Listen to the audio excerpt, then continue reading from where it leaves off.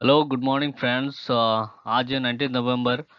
तो आज लेके आ गए हम आज का करंट अफेयर्स। ठीक है, आज बहुत ज़बरदस्त करंट अफेयर्स है। आप किसी भी एग्ज़ाम के लिए देख सकते हो, कोई भी एग्ज़ाम एसएससी रेलवे कोई भी एग्ज़ाम दे रहा हो वो देख सकते हो आप। ये सेशन बहुत इंपॉर्टेंट है। ठीक है, तो हम शुरू करते हैं आज का सवाल। आज कौन कौन का न्यूज़ है देखते हैं।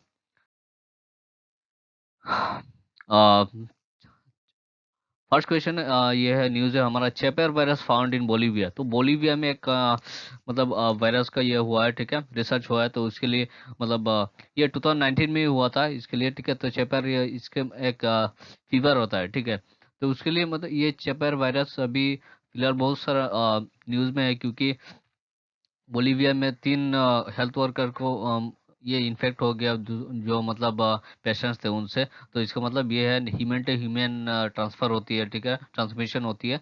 और जेपरस वायरस अकॉर्डिंग टू सीडी से वेबसाइट, वो एरेना वायरस मतलब उसका श्रेणी का है। ठीक है, और ये वाला जो वायरस है ये सिमिलरली है आपका इबोला वायरस का। वो भी एरेना वायरस का प्रजाति में आती है। ठीक है, और ये पाया गया आपको बोलीविया। बोलीविया कहाँ पे? बोलीविया का कैपिटल है आपका ला पेज। तो हम अगला स्लाइड में देखते हैं। ये दिखाइए, हम मैप दिखा। ये देखिए, ये है बोलीविया का मैप। और बोलीविया और ये है आपका साउथ अमेरिका में। ठीक है, ये बोलीविया दिखे यहाँ पे है। बोलीविया उसका कैपिटल है यहाँ पे इसका कैपिटल है। इसको बोलते हैं लापेस। लापेस उसका कैपिटल है।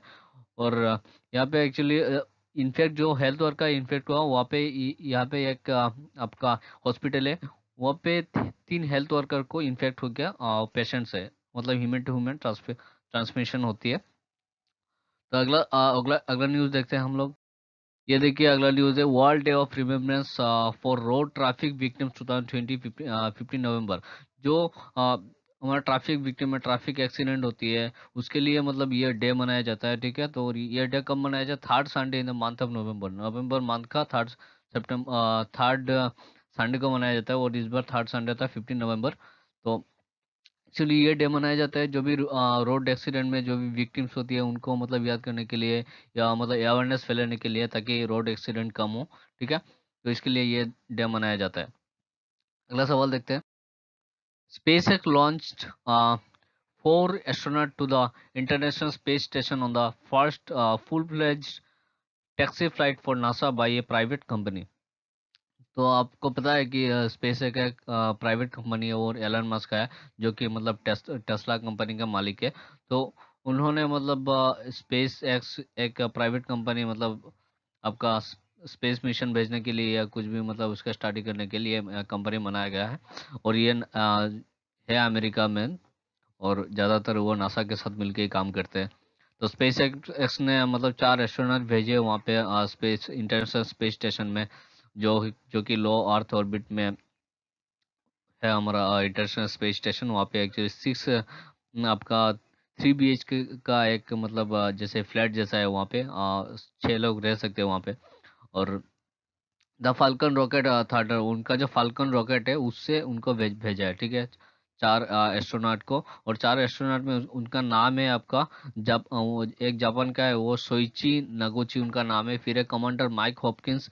फिर और इनका नाम है शेनॉन वॉकर और विक्टर ग्लोवर। ठीक है, ये 4 एस्ट्रोनॉट है जो कि स्पेस स्टेशन में अभी गया है, इंटरनेशनल स्पेस स्टेशन में। और फाल्कन रॉकेट के द्वारा उनको भेजा गया। द ड्रैगन कैप्सूल ऑन, और फाल्कन रॉकेट जो है उसका मतलब टॉप में टॉप में क्या होता है, एक कैप्सूल होती है, तो उसका नाम है ड्रैगन कैप्सूल। जो कि पूरा रॉकेट तो जल जाती है, लेकिन वो जो कैप्सूल होती है, कैप्सूल में एस्ट्रोनॉट बैठ के जाते हैं और वो कैप्सूल जाके वहाँ पे लैंड होती है। ठीक है, तो उसका उस कैप्सूल का, ड्रैगन जो कैप्सूल है उसका नाम दिया है आपका रेजिलियंस। इस बार का जो जो ड्रैगन कैप्सूल गया है उसका नाम दिया है क्या? रेजिलियंस। तो अगला सब न्यूज़ देखते हैं हम। Ministry of Ayush observer third naturopathy day on 18 नवंबर। 18 नवंबर को मिनिस्ट्री ऑफ आयुष ने नेचुरोपैथी डे मनाया। और ये डे क्यों मनाया जाता है? क्योंकि नेचुरोपैथी एक टाइप का आपका क्या बोलते हैं, हेल्थ रेमेडीज है। ठीक है, हेल्थ रेमेडीज है, मतलब जैसे कि हमारा एलोपैथी है, होम्योपैथी है, लेकिन वो है नेचुरोपैथी। उसका ड्रगलेस होती है, ड्रगलेस ट्रीटमेंट होती है।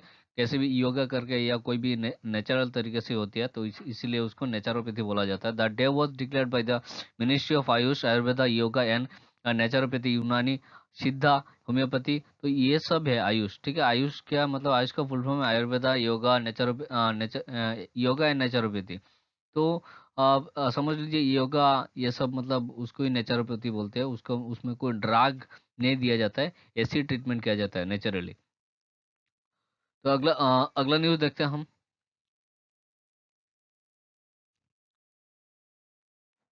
The 4 days celebrations of Chhath Puja have begun in different parts of the country। हमारा आपको पता है कि हमारा देश भर में छठ पूजा मनाया जाता है, और इस बार छठ पूजा का कार्यक्रम शुरू हो गया है different parts of the country में।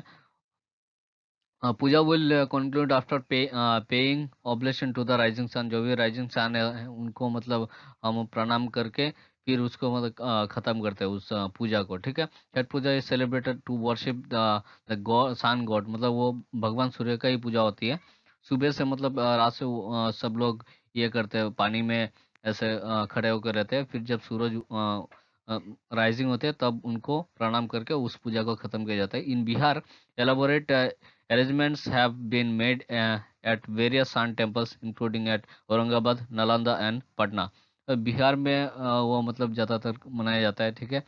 और have been made at various sun, और वहाँ पे सन टेम्पल भी मनाया है। और आपको पता है उड़ीसा में भी सन टेम्पल है, औरंगाबाद, नालंदा एंड पटना, ठीक है। तो अगला न्यूज़ देखते हैं हम। In Maharashtra, the first solar power enabled textile mill in Asia is coming up in Parbhani district। तो इंडिया का मतलब ये फर्स्ट सोलर टेक्सटाइल ये है मिल है, और महाराष्ट्र में मनाया जा रहा है। तो उसको मतलब द जय भवानी बोल के एक आपका टेक्सटाइल मिल है, वहाँ पे ये सोलर प्लांट बेस्ड मिल बिठाया जाएगा। Spread across 30 acres of land, और वहाँ पे तो पूरा 30 एकर्स लैंड में पूरा ये प्लांट सेटअप किया जाएगा। Ginning, pressing, weaving and spinning of cotton will be done in the mill. तो उस मिल में किया जाएगा, गिनिंग किया जाएगा, प्रेसिंग किया जाएगा, फिर वेविंग किया जाएगा और स्पिनिंग, ठीक है। ये मतलब आपका टेक्सटाइल के 4 स्टेप है, वो करके वहाँ पे किया जाएगा। फिर the cost of the project is 100 crore rupees, और इस प्रोजेक्ट का टोटल कॉस्ट आएगा आपका 100 crore rupees. currently give momentum to the industry, और ये मतलब बहुत जोर तरीके से उसको मतलब सेटअप किया जा रहा है। अगला सवाल देखते हैं हम। इन्वेस्टमेंट बैंक गोल्डमैन सच एक्सपेक्ट, तो गोल्डमैन सच जो है ये एक मतलब अमेरिकन कंपनी है। वो मतलब रेटिंग देते हैं, जैसे कि तो इंडिया का अभी ये फिलहाल रेटिंग दिया है कि जीडीपी आपका 10.3% मतलब घटेगा, ठीक है, कॉन्ट्रैक्ट होगा। तो वो बहुत इंडिया के बहुत हालत खराब है, और इस बार बोले कि ये -10.3 में जाने वाला है जीडीपी इन 2020-21, ठीक है। तो अगला हम देखते हैं।